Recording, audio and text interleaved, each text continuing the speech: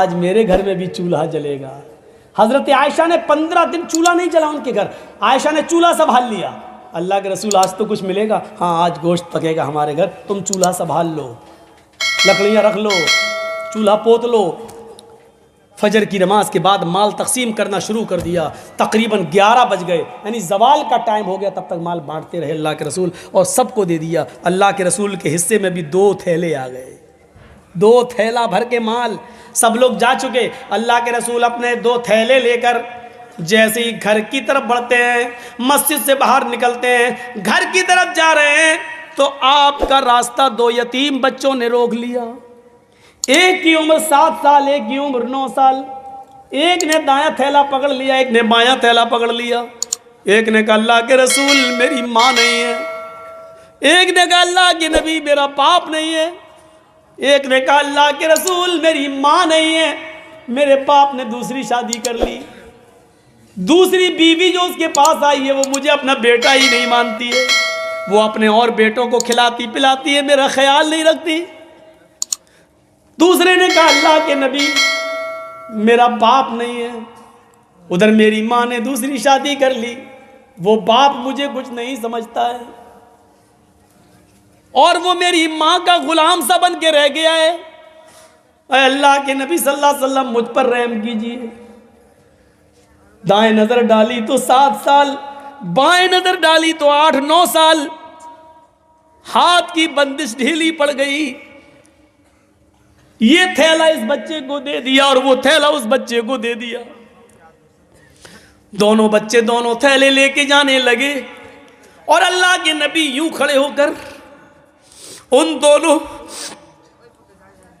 यतीम बच्चों की तरफ नजर डालने लगे, और उस वक्त तक उन यतीम बच्चों को देखते रहे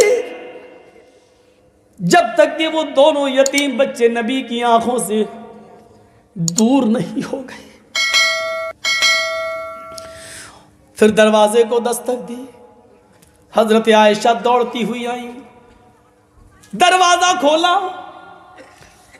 देखती क्या है, जिस पोजीशन में दोनों हाथ खाली करके अल्लाह के नबी जिस हाल में गए थे उसी हाल में वापस आ गए। हाथ में कुछ नहीं है। पहला सवाल, अल्लाह के नबी खाली हाथ गए थे, खाली हाथ वापस आए। 15 दिन से घर में चूल्हा नहीं जला। आप ही ने तो कहा था घर का चूल्हा संभाल लो, मैंने लकड़ियां रख दी,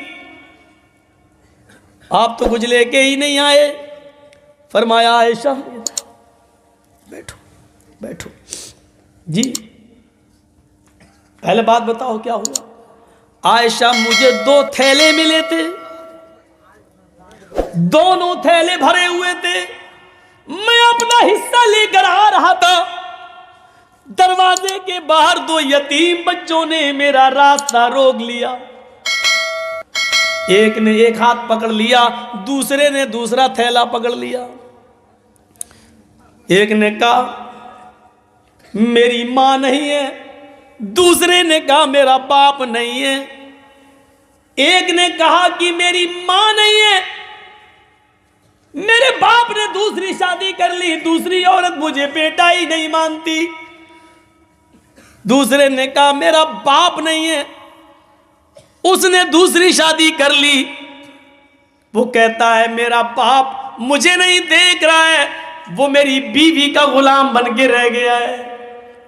आयशा एक की उम्र 7, एक की उम्र 9।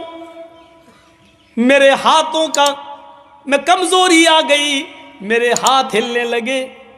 आयशा मैंने अपना थैला एक 7 साल के बच्चे को दे दिया, दूसरा 9 साल के बच्चे को दे दिया।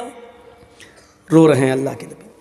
हजरत आयशा आंसू पोंछते हुए कहती हैं काम तो अच्छा किया आपने, ठीक है, लेकिन अल्लाह के रसूल सारा देना क्या जरूरी था, सारा ही दे देते, लेकिन इतना तो दोनों थैलों में से निकाल लेते कि 2 मुट्ठी इसमें से 2 मुट्ठी उसमें से, और फिर सब दे देते कि आज मेरे घर में भी चूल्हा जल जाता।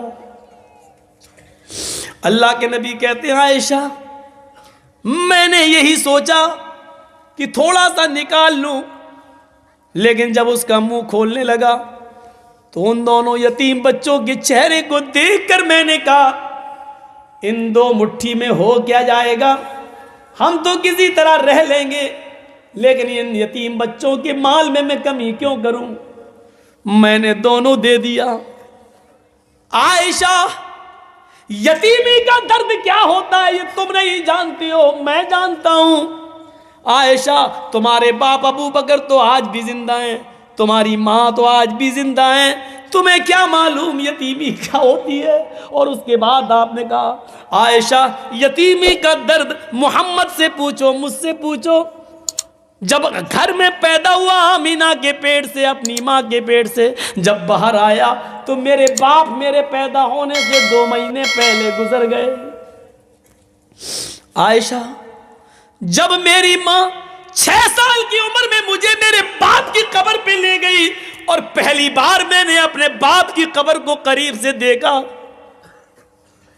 उस वक्त मैं जानता नहीं था, इतना जानता था कि इस कब्र में जो सो रहा है वो कभी उठेगा नहीं, लेकिन कभी उठेगा जब मुलाकात होगी।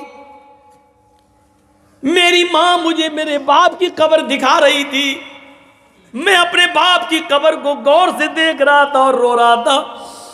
पीछे मैंने पलट के देखा तो मेरी मां बेहोश पड़ी थी। मैंने हाथ पैर चलाए तो देखता हूं कि उसकी रूह निकल चुकी है।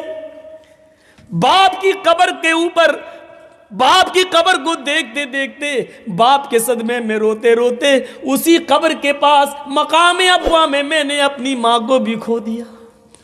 6 साल की उम्र में मेरी माँ भी मुझे छोड़ के चली गई। मैं 8 साल का हुआ तो मेरे दादा भी मुझे छोड़ के अब्दुल मुत्तलिब चले गए।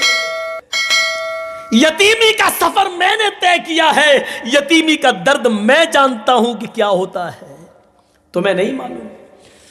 आयशा, देखो ज़ोहर की अज़ान की आवाज आ रही है, अब मुझे मस्जिद में जाने दो।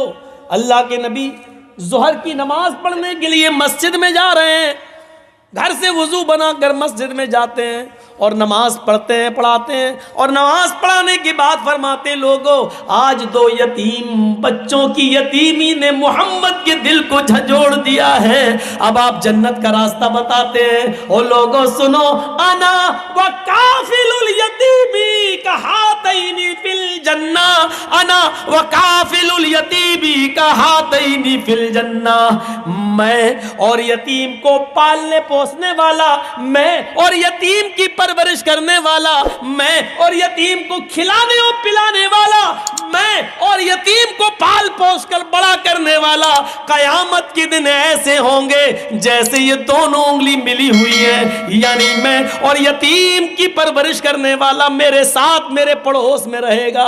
आपने इतना बड़ा दर्जा दे दिया है यतीम को खिलाने पिलाने वाले को, यतीम की देख रेख करने वाले को, कि मेरे घर के पास उसका घर, मेरे घर के बगल में उसका घर होगा, वो मेरा पड़ोसी बनकर जन्नत में रहेगा।